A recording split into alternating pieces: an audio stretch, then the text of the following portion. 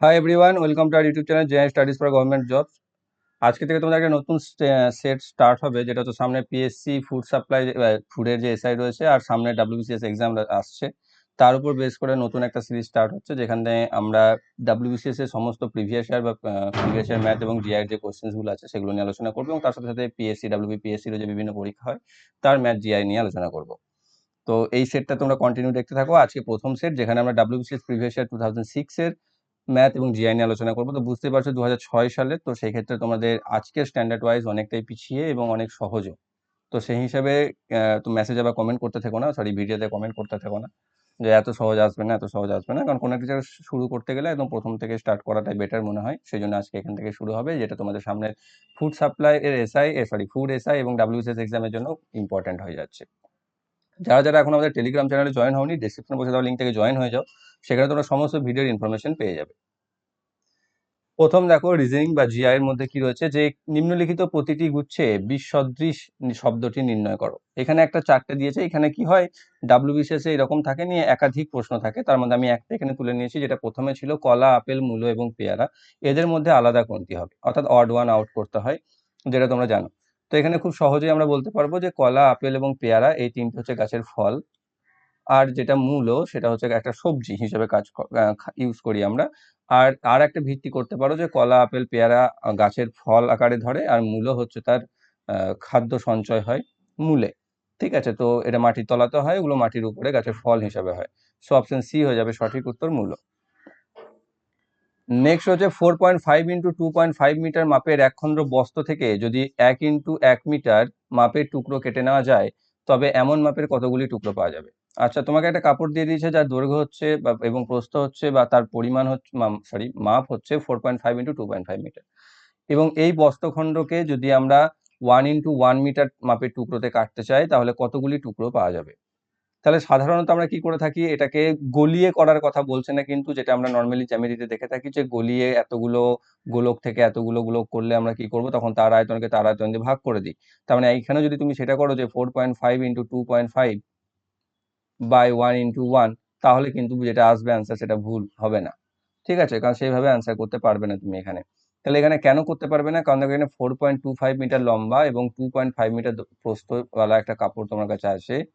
ঠিক আছে, যেখানে তুমি যদি ভাগ করি প্রতি মিটারকে, তাহলে 1 মিটার, 2 মিটার, 3 মিটার, 4 মিটার, এটা 4.5 মিটার ধরো, আর এদিকে 1 মিটার, 2 মিটার, এদিকে হাফ 4.5 মিটার ধরো। ওকে, এইখানে যেটা থাকছে দেখো, সেটা হচ্ছে 1 মিটার লম্বাটাও ঠিক, কিন্তু 0.5 মিটার চওড়াতে থাকছে না, এই অংশটা, এই অংশটা, এই অংশটা, এইগুলো। তাহলে এইগুলোকে তুমি ব্যবহার করতে পারবে না। তাহলে 1 ইন্টু 1 তুমি পাবে কটা, একটা, দুটো, তিনটে, চারটে, পাঁচটা, ছটা, সাতটা, আটটা। অপশন বি এ চলে আসবে সঠিক উত্তর। সাধারণত অঙ্কের বেসিসে এরকম ভাবে করে দিই আমরা, কিন্তু করা যাবে না, কারণ এই যে পোর্শনটা, এই দিকের চারটে, এই দিকের দুটো, সেই চারটে আর দুটো টোটাল ছটা, কিন্তু এখানে আমরা কাছে লাগাতে পারবো না, কারণ তার প্রস্থ হচ্ছে 0.5 হবে আর দৈর্ঘ্য 1 হবে।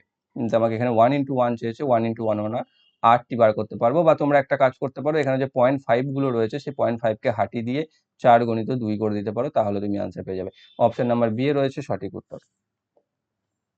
নেক্সট আরো একটা জিআই, এটা ওই সেটেরই, যে নিম্নলিখিত গুচ্ছগুলির মধ্যে কোনটি বিসদৃশ। এক দেওয়া আছে কি, চারটে অপশন, যে বাধা দান, নিয়ন্ত্রণ, মুক্ত আর নিষেধ। তো বাধা প্রদান করা, নিয়ন্ত্রণ করা, মুক্ত করা, নিষেধ করা। তো এখানে তিনটের মধ্যে কি, একটা হচ্ছে বাধা, দেখো এটাও বাধা দিচ্ছে, এটাও নিয়ন্ত্রণ করছে, মানে কোনো কিছুকে আটকাচ্ছে, আর একটা নিষেধ, সেটাও নিয়ন্ত্রণ, অন্যদিকে মুক্ত বা ফ্রি করছে, এটা যেটা তার সম্পূর্ণ রিভার্স বা অপোজিট বলতে পারো, বা অ্যান্টোনিম বলতে পারো। সো এখানে বিপরীত হিসাবে আমরা মুক্ত করাকে অ্যান্সার করতে পারি, যেটা বাকি তিনটির থেকে বিসদৃশ বা আলাদা রকম বোঝাচ্ছে। নেক্সট দিয়েছে সহজতর অঙ্ক। ঠিক আছে, যে 3 ব্যক্তির বয়সের যোগফল 73 বছর, 10 বছর পর তাদের বয়সের যোগফল কত হবে। 3 ব্যক্তির বয়সের যোগফল হচ্ছে 73, 10 বছর পর কি হবে, দেখো প্রত্যেকের বয়স 10 বছর করে বৃদ্ধি পাবে না। ধরো আজকে আমার আর তোমার বয়স হচ্ছে 10 বছর 10 বছর করে, ঠিক আছে, যদিও বুড়ো হয়ে গেছি, তবুও ধরে না 10 বছর আমারও বয়স, তোমারও বয়স 10 বছর। তো সেক্ষেত্রে আরো 10 বছর পর যদি যোগ করি, তখন তোমার বয়সও 10 বছর বাড়বে, আমার বয়সও 10 বছর বাড়বে। তাহলে এখানে যে 3 ব্যক্তির কথা বলেছে, তাদের 10 বছর পর কি হবে, 3 জনেরই 10 বছর করে বাড়বে। তা 3 জনেরই বয়স মোট বাড়বে কত, 3 গুণিত 10 সমান 30 বছর, আর বর্তমানে রয়েছে কত, 73 বছর। তাহলে 10 বছর পর তাদের বয়স কত হবে, 73 প্লাস 30 সমান হবে 103 বছর। অপশন নাম্বার এ তে রয়েছে সঠিক উত্তর। পরবর্তী আবারও একই রকম নিম্নলিখিত প্রশ্ন দুটির মধ্যে, অর্থাৎ দুটি নয়, এখানে একটি আছে, যে জোড়ার শব্দ দুটির সম্পর্ক অন্য জোড়ার তুলনায় বৈসদৃশ তা নির্ণয় করো। কি কি এখানে জোড়া দিয়েছে, শব্দ জোড়া? উৎপাদন, সমৃদ্ধি, জীবাণু, রোগ, খরা, দুর্ভিক্ষ, ভূমিকম্প, বিধ্বংসতা। ওকে, সো এখানে কি আছে, একটা ডান দিকে একটা শব্দ রয়েছে এবং তার প্রেক্ষিতে বাঁ দিকে একটা শব্দ, বা বাঁ দিকের প্রেক্ষিতে ডান দিকে। যেমন প্রথমে ডান দিকে বাঁ দিকে রয়েছে উৎপাদন, তা আমাদের সমৃদ্ধি ঘটায়, সেটা বোঝাচ্ছে। জীবাণু, যা আমাদের রোগ ইয়ে করে, সৃষ্টি করে। খরা, যা দুর্ভিক্ষ নিয়ে আসে। ভূমিকম্প, যা বিধ্বংস করে। তো এইখানে দেখো নেগেটিভ ওয়েতে যদি দেখি আমরা, বি সি ডি তিনটেই খারাপ জিনিসকে বোঝাচ্ছে না, রোগ, দুর্ভিক্ষ, বিধ্বংসতা। অন্যদিকে এ একটা পজিটিভ দিক বা ধনাত্মক আমাদেরকে দেখাচ্ছে, বা আমাদের ডেভেলপমেন্ট বা গ্রোথ দেখাচ্ছে, ধনাত্মক বৃদ্ধি বা বিকাশ দেখাচ্ছে। আর এদিকে আমাদের সব খারাপ জিনিস দেখাচ্ছে, রোগ হচ্ছে, দুর্ভিক্ষ হচ্ছে, বিধ্বংস দেখাচ্ছে। সেক্ষেত্রে উৎপাদন এবং সমৃদ্ধিকে বা এই শব্দ জোড়াকে আমি বাকি তিনটি শব্দ জোড়ার থেকে আলাদা করতে পারি। অপশন এ তে রয়েছে সঠিক উত্তর। নেক্সট, একটি নির্বাচনে 5 লক্ষ ভোটের মধ্যে 8,000 বাতিল হয়, বাকি বৈধ ভোটের 60% একটি দলের পক্ষে যায়, তাহলে ওই দলের প্রাপ্ত ভোট সংখ্যা কত? তাহলে মোট ভোট কত ছিল? 5 লক্ষ। তার মধ্যে 8,000 ভোট বাতিল হচ্ছে, তাহলে 8,000 কে বাদ দিয়ে দাও। 8,000 কে বাদ দিলে আমি কত ভোট থাকছে? আমার বৈধ ভোট 4,92,000। তা 4,92,000 মধ্যে একটি দল পেয়েছে তার 60%, মানে এর 60%। তাহলে সেই দলটি পেয়েছে কত? তাহলে 60% বার করলেই হয়ে যাবে। ঠিক, তাহলে এখানে দুটো শূন্যর সাথে দুটো শূন্য কেটে দাও, অর্থাৎ 4,920 কে 60 দিয়ে গুণ করে দাও, তাহলে পাচ্ছ 2,952, তারপর দুটো শূন্য। তাহলে 2,95,200টি ভোট সে পাচ্ছে। সো অপশন নাম্বার ডি তে রয়েছে সঠিক উত্তর। আরো বার একই রয়েছে, একই রকম। এখানেও দুটি করে শব্দে জোড়া দেওয়া আছে, তার মধ্যে কোনটি আলাদা সেটা আমাকে বোঝাতে বলেছে। যে পরিচালনা, ব্যবসা, নৌচালনা, জলযান, সম্পাদনা, সংবাদপত্র, উৎপাদন, পণ্য।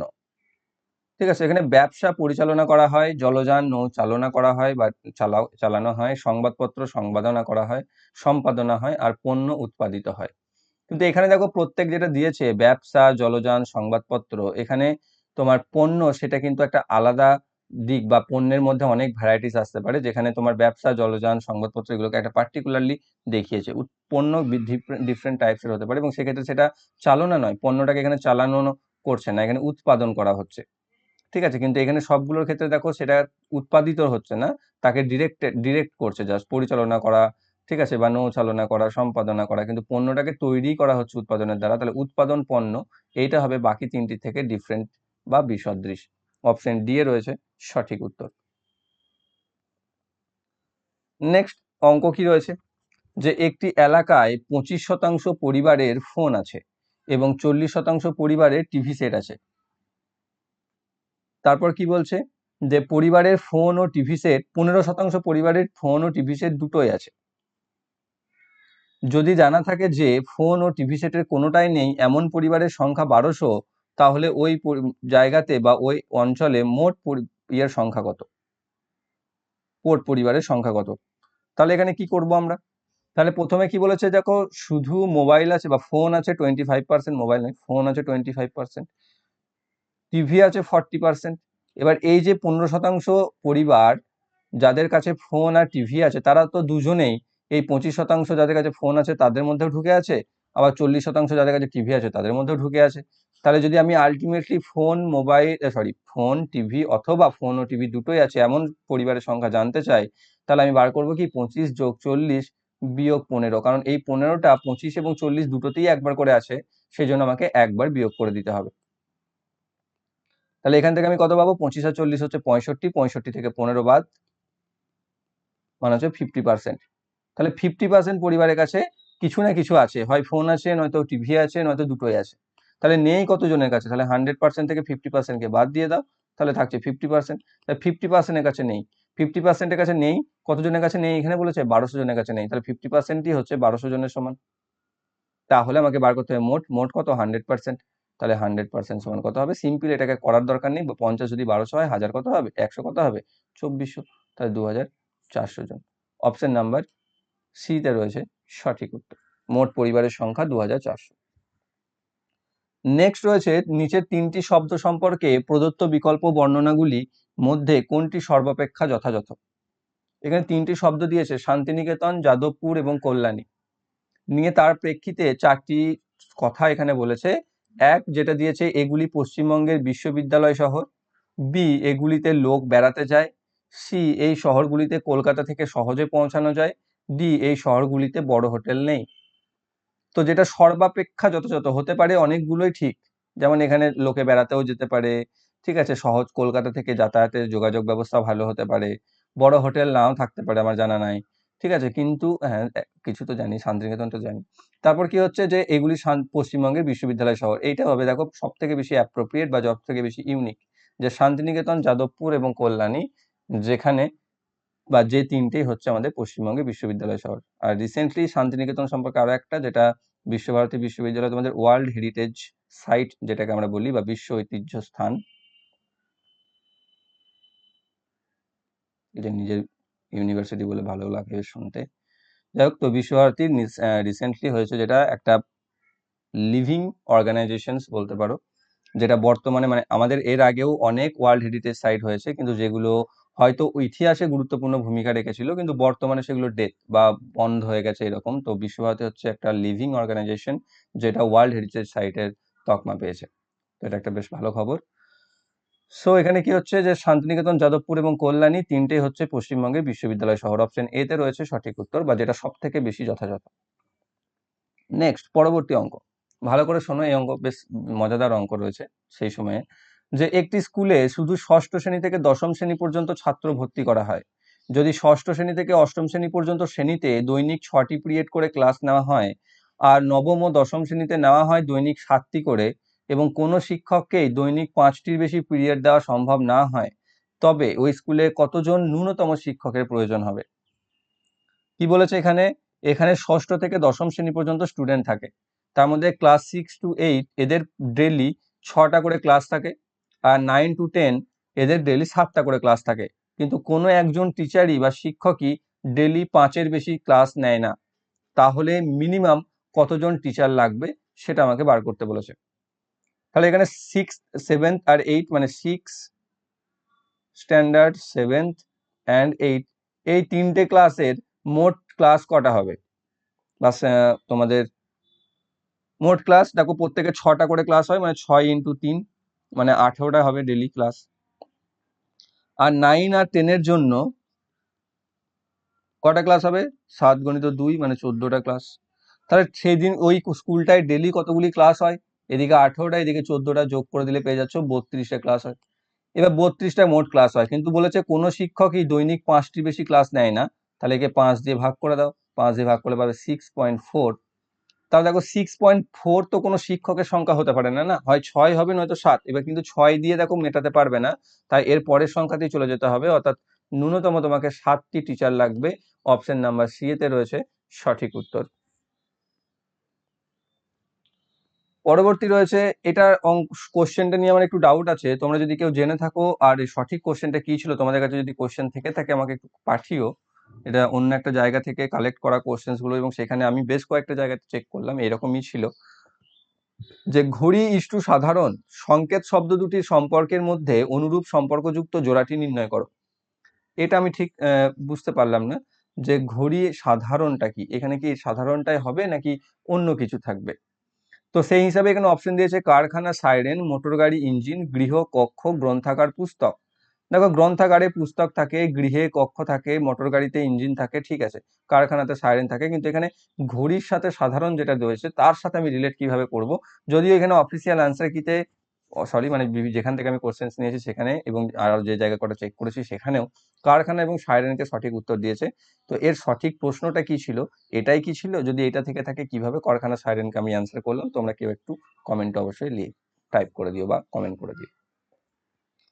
AABB অক্ষরগুলিকে একটি সারিতে সাজাতে গেলে মোট কটি ভিন্ন ধরনের বিন্যাস পাওয়া যায়? সাধারণত কি থাকে, যদি দেখো ABCD থাকতো, এ বি সি ডি থাকতো, তাহলে এখানে 4টে ডিফারেন্ট লেটার আছে। তাহলে আমাদের কি করতে হয়, কতগুলো পসিবিলিটি থাকে এইরকম ভাবে আমরা বার করি, যেখানে হয় 4 × 3 × 2 × 1, 4 3 12 দিয়ে 24টা ওয়েতে আমরা এটাকে লিখতে পারবো ABCD কে বিভিন্ন ভাবে। কিন্তু এখানে দেখো 4টে তো আছে, কিন্তু দুটো জোড়া জোড়া আছে, অর্থাৎ AA BB এরকম ভাবে আছে। তো সেই ক্ষেত্রে এখানে কি হবে, এই 24টা তো হবে না, তার কারণ এখানে কি আছে, এটা দুটো আছে, এটা দুটো আছে, তাই আমি 2 কমন নিতে পারি, দিয়ে এখানে A আর এখানে B নিতে পারি। অর্থাৎ দেখো A দুবার আছে, B দুবার আছে, তাহলে A যেহেতু দুবার আছে, দেখো আর আমি বেশ ঠিক আছে আমি বুঝিয়ে দিই। তাহলে এখানে যে 4টে থাকলে টোটাল যে ওয়েটা হতো বা পসিবল ওয়ে 24টা, তাকে এই 2 A এর জন্য 2, B এর জন্য 2 দিয়ে ভাগ করে দিতে হবে, তাহলে পাবে তুমি 6টি। সেটাই হবে সঠিক উত্তর অপশন সি তে, যে 6টি ডিফারেন্ট ওয়েতে আমরা এ এ বি বি কে সাজাতে পারবো। সেটাও দেখে নাও কি কি হবে। এক, যেটা দেওয়া আছে এ এ বি বি সেটা। সেকেন্ড, আমরা লিখতে পারি A B A B. Second লিখতে পারি B A B A. Second লিখতে পারি এ বি বি এ। আর এখানে লিখতে পারি বি এ এ বি। আর একটা লিখতে পারি বি বি এ এ। দেখো কটা হলো, টোটাল 6টা। আর আমরা লিখতে পারবো না একে, আর ডিফারেন্ট টাইপসের আমরা লিখতে পারবো না, পসিবল না। সো এটাকে তুমি এইভাবে করতে পারো, এদিকে করার থেকে এখানে না হয় এইগুলোই হয়েছে। কিছু ক্ষেত্রে যেমন যদি এ বি সি ডি থাকতো তাহলে অনেক বেশি হতো, তাই এখানে ডিফারেন্ট ডিফারেন্ট 4টে লেটার আছে, তো 4টে ক্ষেত্রে সেটাকে এরকম ভাবে আমরা বার করে নিই, 24টি ওয়েতে আমরা লিখতে পারবো। আর এখানে কি হবে, যেহেতু দুটোই একই একই আছে, তো সেই ক্ষেত্রে হবে এটা এরকম ভাবে। অপশন 6 সিটা রয়েছে সঠিক উত্তর। পাখি ও বাসা শব্দ দুটি যেমন ভাবে সম্পর্কিত, তেমন ভাবে সম্পর্কিত মানুষ ও কি, পথ, কুকুর, বাজার নাকি বাড়ি? তো এটা তো খুব সহজ। পাখির সাথে বাসা যেভাবে সম্পর্কিত, অর্থাৎ বাসাতে পাখি বাস করে, ঠিক সেরকম ভাবে আমরা বা মানুষেরা কোথায় বাস করি, বাড়িতে বাস করি। তো অপশন ডি তে চলে আসবে সঠিক উত্তর। নেক্সট রয়েছে, আমার কাছে দুটি 5 পয়সার, 3টি 10 পয়সার এবং 5টি 25 পয়সার ডাক টিকিট আছে। 1 টাকা 45 পয়সা মাসুল দিতে গেলে ন্যূনতম কটি ডাক টিকিট লাগবে? তাহলে তুমি মাসুল কত টাকা দেবে, 1 টাকা 45 পয়সা। তাহলে মিনিমাম কটা তোমাকে মানে তুমি চেষ্টা করবে সব থেকে কম সংখ্যক ডাক টিকিট যেন তোমার কাছ থেকে যায়। তোমার কাছে কি আছে, দুটি 5 পয়সার আছে, 3টি 10 পয়সার আছে, আর 5টা 25 পয়সার আছে। তাহলে দেখো যত বড় টাকার নোটে দেব তত আমাকে কম নোট দিতে হবে না। দেখো তোমার কাছে যদি আমি 500 টাকা চাই, তুমি যদি একটা 500 টাকার নোট দাও, তাহলে দেখো সব থেকে কম নোট দিতে হবে তোমাকে। তুমি যদি ওখানে 200 200 100 দাও, 3টে নোট দিতে হবে। 100 টাকার নোট দিলে 5টা দিতে হবে। 50 টাকার নোট দিলে 10টা দিতে হবে। তো যত কম পয়সাতে যাবে তত তোমাকে বেশি নোট দিতে হবে। তুমি এখানে টিকিটটাকে নোটই ভেবে নাও। তাহলে 1 টাকা 45 পয়সা মানে কি, 145 পয়সা। তাহলে 145 পয়সাকে যদি আমি সব থেকে বড় পয়সা কত আছে এখানে, 25 পয়সা যদি দিয়ে দিই, তাহলে কম দেবো আমি সব থেকে। তাহলে 25 পয়সা আমি কটা দেবো, 25 দিয়ে ভাগ করে দাও। 25 পাশে 145, সরি 125। তাহলে দেখো 5টা দিতে পারবো আমি। তাহলে 5টা 25 পয়সা যেটা রয়েছে আমার এখানে, সেটা চলে গেল। তাও আমার এখানে 20 পয়সা এখনো ধার থাকছে। সেই 20 পয়সাটাকে আমি কি করবো, 5 পয়সা দিয়ে দেবো না 10 পয়সা দিয়ে, দুটো 10 পয়সা দিয়ে দিয়ে দেবো। তাই দুটো 10 পয়সা দিয়ে আমি 20 পয়সা দিয়ে দেবো। তাহলে এখানে কি হলো, 5টি 10 পয়সা, এই 25 পয়সা, আর দুটো 10 পয়সা। তাহলে টোটাল 5 আর 2 7টি পয়সা বা 7টি ডাক টিকিট তোমার লাগছে। মিনিমাম 7টা তোমাকে দিতে হবে। অপশন বি তে রয়েছে সঠিক উত্তর। নেক্সট রয়েছে, একটি সাংকেতিক ভাষায় ডেমোগ্রাফি শব্দটি বোঝাতে লেখা হয় ABJLDOXMEV। ইকোনমিক্স বোঝাতে কি লেখা হবে? এগুলো তাই যারা কিছুদিন আগে অবধি প্র্যাকটিস করেছো আমাদের MTS এর জন্য, তাদের কাছে তো এগুলো জল ভাত হয়ে যাবে বা খুবই সহজ হয়ে যাবে। সো ডেমোগ্রাফি এখানে কি আছে, DEMOGRAPHY। শুধু MTS নয়, তার আগে যারা NTPC রেলওয়ে গ্রুপ ডি করেছো তারা এটা হাজারো বার করেছো মিনিমাম। ঠিক আছে, কারণ গ্রুপ ডি আর NTPC প্রায় 200 সামথিং ক্লাস হয়ে গেছিল কাছাকাছি। তো সেখানে এক একটাতে তো 2টো 3টে করে ছিলই ছিল মিনিমাম। তারপরে তো এখানে তোমার কেপি ম্যাথের বা WBP ক্লাস করেছো, তারপরে MTS এর ক্লাস করেছো প্রিভিয়াস ইয়ার। তো এখানে কি হচ্ছে, ABJLDOXMEV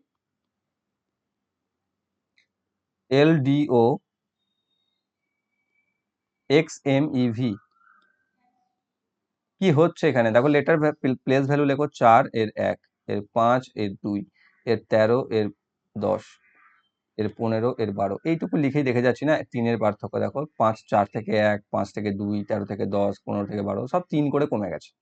তাহলে ই, এটা হচ্ছে 5 নাম্বার লেটার, এ থেকে 2 বি চলে আসবে, তাহলে বি দিয়ে শুরু হবে। লাস্ট আছে 19 নাম্বার লেটার, 19 থেকে 16 হয়ে যাবে, মানে পি দিয়ে শেষ হবে। তাহলে বি দিয়ে শুরু, পি দিয়ে শেষ। এইগুলো একটু বার করে নেবে, তাহলে তোমরা অপশনকে এলিমিনেট করে বাদ দিয়ে দিতে পারবে কিছু ক্ষেত্রে। যেমন এখানে অপশন বি কে আমি পেয়ে যাচ্ছি, যেটা বি দিয়ে শুরু হচ্ছে, পি দিয়ে শেষ হচ্ছে। বাকিগুলো আমার করার দরকার কি আছে? আমার সময় নষ্ট করার কোনো মানেই হয় না। নেক্সট, আমার জন্মের সময় পিতার বয়স ছিল 33 বছর। আমি 28 বছর বয়সে বিয়ে করি, তারপর 28 বছর পেরিয়ে গেছে। এখন আমার পিতার বয়স কত? তাহলে দেখো, আমি 28 বছর বয়সে বিয়ে করেছি, তারপর 28 বছর পেরিয়ে গেছে, মানে আমার বিয়ে 28 বছর হয়ে গেছে। তাহলে আমার এখন বয়স কত? 28 প্লাস 28, মানে হচ্ছে 56 বছর। এবার আমার জন্মের সময় বাবার বয়স ছিল 33, মানে আমার থেকে বাবা 33 বছরের বড়। তাহলে বাবার এখন বয়স কত থাকবে? এর সাথে আরো 33 যোগ, তাহলে হবে 89। ঠিক আছে, তারপর 28 বছর পেরিয়ে গেছে, 89। অপশনে মিলছে না কেন? যাই হোক, এখানে 89ই তো আসবে আনসার। ভুল করলাম কোথাও? আমার জন্মের সময় পিতার বয়স ছিল 33 বছর। আমি 28 বছর বয়সে বিয়ে করি, তারপর 28 বছর পেরিয়ে গেছে। এখন আমার পিতার বয়স কত? এবার এই যে, দাঁড়াও এখানে এক সেকেন্ড, এটা হচ্ছে নর্মালি ওয়েতে, কিন্তু এখানে যে তারপর 28 বছর পেরিয়ে গেছে, এটা কার পরের কথা বলেছে? আমার জন্মের পর 28 বছর পেরিয়েছে, নাকি আমার কথা বলেছে? যদি আমার জন্মের পর, অর্থাৎ এই পিতার বয়সের সময় যখন বলে তার থেকে 28 বছর পেরিয়ে গেছে, তাহলে 33 প্লাস 28 যোগ হয়ে যেত, এবং সেক্ষেত্রে 61 আনসার, যেটা এখানে রয়েছে কিন্তু অপশনে। কিন্তু আমার মনে হয় না এটা হবে অ্যান্সার, বা এটা সঠিক ওয়ে। আমার 89টাকেই অ্যাপ্রোপ্রিয়েট মনে হচ্ছে। যদি এরকম অপশন থাকে তাহলে ভুল মনে হচ্ছে। নেক্সট রয়েছে, একটি সাংকেতিক ভাষায় নোবিলিটি শব্দটি বোঝাতে লেখা হয় 67135389। অ্যাফেবল শব্দটি বোঝাতে লেখা হয় 4224150। তাহলে সেটাকেই ফলিবেল লিখতে কি বোঝানো হবে? তাহলে এখানেও দেখো, যেটা দেওয়া আছে বিএলই লাস্টে, এরও লাস্টে বিএলই আছে, তাহলে ইকুয়াল হওয়া উচিত না? তাহলে ইকুয়াল যদি হয়, দেখো এর লাস্টে কি আছে? 150, এরও শেষে 150 হবে। 150 দেখো একটারই শেষে রয়েছে, যেটা হচ্ছে অপশন ডি। তাহলে সেটা হয়ে যাবে সঠিক উত্তর। এইভাবে আমাকে ট্রিক্স খুঁজে নিতে হবে। প্রত্যেকটাতে ডিফারেন্ট টাইপসের থাকবে, প্রত্যেকটার মেথড ডিফারেন্ট হতে পারে, প্রত্যেকটার অবস্থা বা সিচুয়েশন ডিফারেন্ট হতে পারে। সেক্ষেত্রে তুমি একটার বেসিসে অন্যগুলোকে করতে পারবে না, এবং জায়গায় জায়গায় তোমাকে খুঁজতে হবে এরকম ভাবে, কোন লজিকে এটিকে আমি সব থেকে দ্রুত করতে পারবো। ঠিক, যেমন এখানে দেখতে পাচ্ছ যে একটা অ্যালফাবেটের প্লেস ভ্যালু অনুযায়ী কিছু একটা তো চেঞ্জ হচ্ছে। যেমন এখানে এফ এফ দুবার আছে, এখানে 2 2 দুবার হয়েছে, তাই না? তার মানে আমার জায়গা এই 1 2 3 এইভাবে তো হচ্ছে না চেঞ্জ। তার মানে আমি বুঝতে পারছি এখানে দেখো দুবার এল আছে, মানে এখানে দুবার রিপিটও রয়েছে, বা রিপিট সবগুলোতেই রয়েছে, সেটা তো ঠিকই আছে। কিন্তু এখানে বিএলই যেটা কমন আছে, সেটাকে আমি যদি খুঁজে নিই, তাহলে আমি চট করে ফেলতে পারবো। সো অপশন ডি তে চলে আসবে সঠিক উত্তর।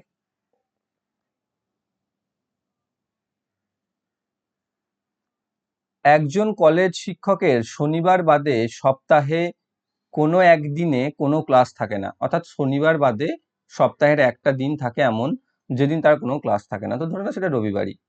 শনিবার তাকে অন্তত 4 ঘন্টা কলেজে থাকতে হয়, এবং অন্য 4 দিনের প্রতিদিনে অন্তত 7 ঘন্টা কলেজে থাকতে হয়। কিন্তু ওই 4 দিনের মধ্যে দুদিন তিনি অধ্যক্ষের অনুমতি নিয়ে কলেজের বাইরে 3 ঘন্টা কাটাতে পারেন। তাহলে সাধারণত সপ্তাহে অন্তত কত ঘন্টা তাকে কলেজে কাটাতে হয়? তাহলে শনিবার, শনিবার তো তাকে 4 ঘন্টা থাকতে হচ্ছে, এখানে বলেই দিয়েছে মিনিমাম 4 ঘন্টা থাকতেই হচ্ছে। বাকি 4 দিনের মধ্যে তাকে মিনিমাম 7 ঘন্টা করে থাকতে হয়, কিন্তু সেই 4 দিনের মধ্যে দুদিন তিনি অধ্যক্ষের অনুমতি নিয়ে কলেজের বাইরে 3 ঘন্টা কাটাতে পারেন। তার মানে সেই বাকি 4 দিনের মধ্যে দুদিন, সেখানে কি হচ্ছে, তিনি 7 ঘন্টার পরিবর্তে 3 ঘন্টা বাইরে কাটাচ্ছেন, মানে 4 ঘন্টা করে কাটছেন, মানে দুদিনে 8 ঘন্টা। আর বাকি দুদিন তার 7 ঘন্টা করেই কাটছে দুবার, মানে 14। তাহলে এখানে টোটাল 4 হচ্ছে 12, 12 আর 14 হচ্ছে 26 ঘন্টা। এটা একটা অপশন, যে ক্ষেত্রে অপশন ডি তে, বি তে সঠিক উত্তর, এবং এটাকে আমার মনে হচ্ছে অ্যাপ্রোপ্রিয়েট। কিন্তু এখানে অফিসিয়ালের অ্যান্সার কিতে, বা সরি অফিসিয়াল বলছি বারবার, যেখান থেকে আমি দেখেছি সেখানে 32 অ্যান্সার দিয়েছে। সেখানে কিভাবে দিয়েছে? এই যে এখানে 3 ঘন্টা কাটাতে পারছে, সেটা বলছে এখানে দেখো অন্তত বলেই দিয়েছে, অন্তত 7 ঘন্টা কলেজে থাকতে হচ্ছে। তার মানে তার বাইরে থাকে 3 ঘন্টা, সেই 7 ঘন্টার মধ্যে পড়ছে না। অর্থাৎ 4 গুণিত 7, 4 দিনে থাকছে 7 ঘন্টা, 28 ঘন্টা, আর একদিন থাকছে শনিবার থাকছে 4 ঘন্টা, মানে টোটাল থাকছে 32 ঘন্টা। এইভাবে করছে। এবার তুমি কোন লজিকে করবে, এই অঙ্কগুলোতে খুব ঝামেলাপূর্ণ এটা। তো আমার যতদূর মনে হচ্ছে 26 hours is the correct answer. এখানে 32 আওয়ার্সও হতে পারে। পরিষ্কার নয় অঙ্কর ভাষা। নেক্সট রয়েছে নিচের শব্দগুলির মধ্যে কোন দুটি পরস্পর সদৃশ? শিক্ষক, পুস্তক, কলম, পেন্সিল। দেখো কলম পেন্সিল, কলম পুস্তক, শিক্ষক পুস্তক, শিক্ষক পেন্সিল। তো এটাকে আইডেন্টিফাই করা খুব বেশি ডিফিকাল্ট নয়, কারণ এই দুটো খুবই ক্লোজ, যেটা হচ্ছে কলম আর পেন্সিল, যে দুটো দ্বারাই আমি লিখতে পারি সব থেকে বেশি সদৃশ। সো অপশন নাম্বার এ তে রয়েছে সঠিক উত্তর। নেক্সট এবং লাস্ট, যেমন সিংহ আর হরিণ তেমনি সাপ আর কি? সিংহ আর হরিণের মধ্যে কি সম্পর্ক? খাদ্য আর খাদকের, তাই তো? সিংহ হচ্ছে খাদক, হরিণ হচ্ছে তার খাদ্য। ঠিক সেরকম সাপ হচ্ছে এখানে খাদক, আর সাপের খাদ্য হবে ইঁদুর। অপশন নাম্বার এ তে রয়েছে সঠিক উত্তর। এখানে যদি ময়ূর থাকতো তাহলে আলাদা হতো, কারণ এখানে সিংহকে রিপ্রেজেন্ট করছে সাপ, তাই এখানে হরিণ যেমন সিংহের খাদ্য, সেরকম সাপের খাদ্যকে তোমাকে খুঁজতে হবে। অপশন এ তে চলে আসবে সঠিক উত্তর। তো এই ছিল WBCS প্রিভিয়াস ইয়ার 2006 এর 20 ম্যাথ এবং রিজনিং। আশা করছি প্রত্যেকে বুঝতে পেরেছো, খুব সহজ, সেজন্য সমস্যার কিছু নেই, আস্তে আস্তে বাড়তে থাকবে, এবং একটা সিরিজ কোথা থেকে যেহেতু শুরু করতে হবে, তো সেইভাবেই এই সিরিজটা স্টার্ট হচ্ছে। তোমরা দেখো, এবং আশা করছি তোমাদের উপকারী হবে। আর যারা যারা চ্যানেলে নতুন রয়েছে অবশ্যই সাবস্ক্রাইব করে রাখো, আর ভিডিওটি ভালো লাগলে অবশ্যই লাইক করো, বন্ধুদের শেয়ার করো, আর বেল আইকনকে অবশ্যই অল করে রাখো, যাতে ভবিষ্যৎ ভিডিও নোটিফিকেশন সকলের আগে পেয়ে যাও। Thank you for watching.